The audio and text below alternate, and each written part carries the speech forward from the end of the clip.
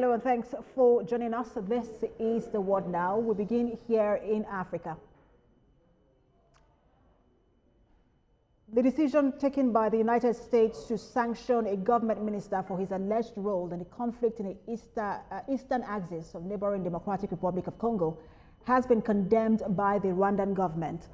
Announcing the financial sanctions, the U.S. Treasury Department said Rwanda's Minister of State for Regional Integration, James Kabarebe, a former army chief, is central to his country's support for the M23 rebel group. Now, also sanctioned is the M23's spokesman, Lawrence Kanyuka, as well as two companies he controls in Britain and France. Rwanda's foreign ministry says the sanctions would not resolve the conflict in the DR Congo, terming them unjustified and unfounded. This comes as the M23 rebels appear to be advancing after capturing two major cities in recent weeks in the mineral-rich eastern region of the Democratic Republic of Congo. The rebel group has seized the cities of Goma and Bukavu, leaving families devastated in a major humanitarian crisis.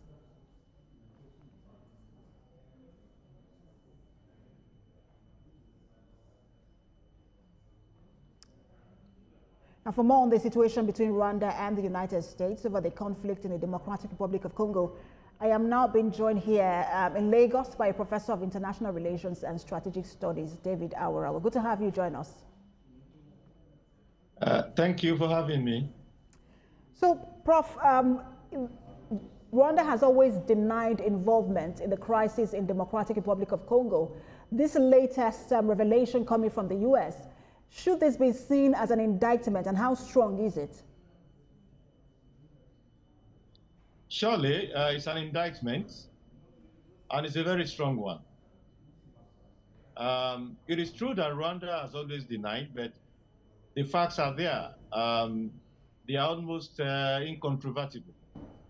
To just add a layer to that, a few weeks ago, after the recent upsurge in violence carried out by M23 from the 26th of January, some South African soldiers were killed. And South Africa protested and said they must be held accountable. Rwanda responded and attempted to defend those who carried out the attack. I mean, that confirms the fact that Rwanda is a strong supporter of M23. So it's a strong indictment by the United States, and we should commend the U.S. For what it has done. What we'll add to that is that the U.S. needs to expand the sanctions beyond those two one government official and the other one M23 spokesperson. So the Rwanda government itself. And Prof, I was just going to ask you that because these are members of President Kagame's cabinet, if by proxy this also sort of indicts him, if not directly but indirectly. Yes, I mean, it's straightforward. It is not likely that the Minister for Regional Integration for Rwanda will have been acting alone or acting for himself. It's not possible that he will, on his own, decide to give support to M23 if the government, has not given its support for it. So the identification of these individuals as giving support to M23 is also an indictment on the Rwandan government, Kagame, which is a fact that everybody has always known, of course, which the government has always denied. But it is very clear. When those South African soldiers were killed a few weeks ago, South Africa didn't have any doubt as to who to hold accountable. He held the government of Rwanda accountable. And of course, the government of Rwanda tried to, fight back by, making all sorts of comments, trying to disparage South Africa. But so all of that confirms the fact that Rwanda is a strong supporter of M23. And that is a tragedy because, Kagame portrays himself as a modernizer. If you are modernizing Rwanda, does DR Congo also not deserve modernization? Like I said before, the U.S. needs to expand the sanctions beyond a few government officials to Rwanda government itself.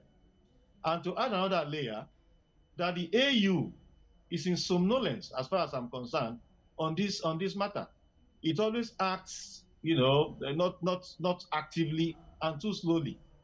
I mean, Rwanda and DR Congo are in Africa. Why don't they intervene? And if Rwanda refuses to withdraw support for M23, to sanction Rwanda the way the US is trying to sanction now. These are the things we need to have some sanity in that eastern part of DR Congo. Prof, is this a difficult conflict to resolve? Because we know, in talking about intervention, like you mentioned, the EAC and SADC leaders met and they came up with some sort of resolution, which was read by the president of South Africa.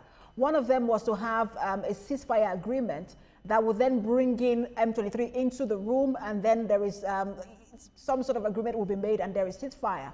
But that hasn't happened since that meeting was held. So why is this crisis defying all sort of resolution and intervention? It is because many of the actors are holding on to entrenched positions and are not willing to grant concession. For Rwanda, it thinks that, support for M23 is actually there's a whole lot of illegality that is going on in that eastern part. There's a whole lot of minerals there that the chaos that is going on there gives the opportunity for illegal, mining of minerals and, of course, making many millions of dollars. So those who are benefiting right now from that chaos, of course, will not want some resolution and some order being established there. But what they should know is that this cannot continue. I mean, the lawlessness in the eastern part of DR Congo cannot be a permanent thing. It has to be resolved one way or the other. And of course, there should be better ways of making money than causing chaos and death. Like we spoke since that 26th of January, when this thing escalated, about 1,000 people or more have died. 700 were just killed not long ago. This cannot be a permanent thing. So entrenched positions by many of the actors is a major problem. And of course, the unwillingness of those who benefit from illegal mining of minerals there, who know that once order is established, they won't be able to continue their illegal activities, is yet another. All of these things are the intricacies that need to be untangled for there to be some ceasefire, and then, of course, some multinational action to establish stability in that part of DR Congo. Thank you so much, Prof. Professor David Awara, always a pleasure to have you. Thank you for your time.